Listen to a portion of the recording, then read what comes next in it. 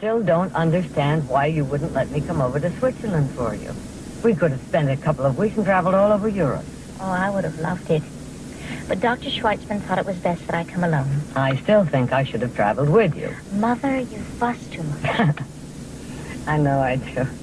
But it's only because I love you and I want to take care of you. And I love you, too. How is everyone at the house? Fine. I gave the staff a couple of weeks off. I thought it would be a good idea if we had a little time to spend together alone.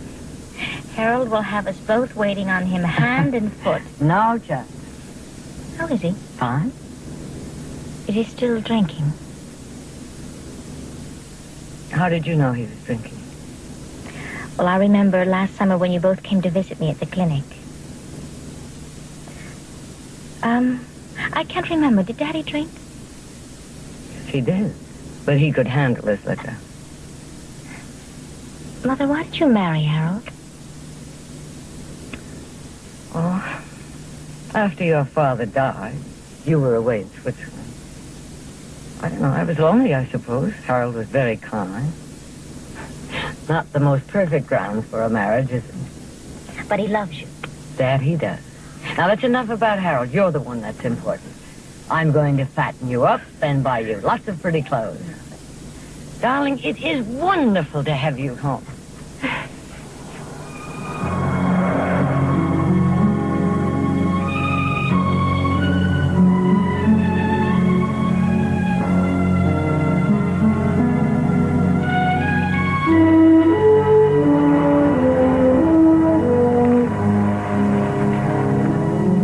His name is John, in case you forgot. Oh, Mother.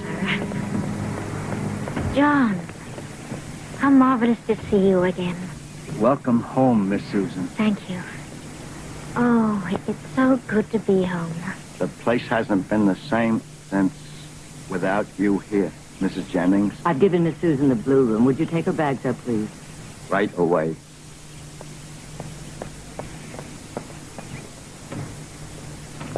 He's been like a cat on hot bricks ever since I told him you were coming home. You must be desperately tired. Oh, I slept a little on the thing.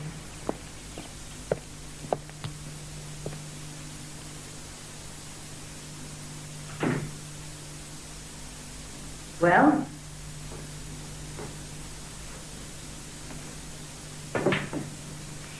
It feels smaller somehow. Oh, it's the same size, I assure you. You're back, then. I said, you're back, then. Hello, Harold. My dear. Doesn't she look marvelous? She looks older. I am older. So am I, my dear. A lifetime older. And wiser. Oh, would you care for a drink? No, thank you. Then you won't mind if I... Ladies? I'll take you to your room.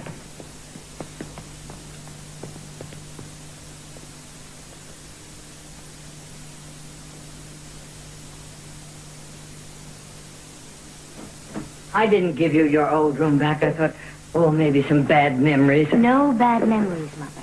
I was going to... What? It doesn't matter. Yes, it does. Now, we mustn't leave anything unsaid. I was going to have the playhouse demolished. I talked to Dr. Schweitzman about it, but he said I was not to. Oh, are these your toilet articles? I know. It's part of his grand design, the complete rehabilitation of Susan Wilcox. I hope he knows what he's doing. Well, he's known for a long time now, hasn't he? I mean, he did bring me back to sanity. Darling, you weren't insane. You were suffering from shock. Mother, I was catatonic. I didn't speak for 2 years, and I screamed blue bloody murder every time anyone came near me. Oh, Susan, don't, please. You know, Dr. Schweitzman says that it's not beyond the bounds of possibility that I might remember the man who attacked me. He says that my failure to recognize him could have been mental rather than actual. I didn't want you to come home. I mean, I wanted you to, of course, but I just didn't think it was such a good idea. I know he told me. But here I am, and you'll have to make the best of me. Darling, I love you, and I'm happy and glad that you're home. If I keep this up, my mascara is going to ruin. All right, what would you like to do now? Well, I'd like to have a nice long bath and a rest. Shall I wake you for dinner? If I'm sleeping, no, please. All right.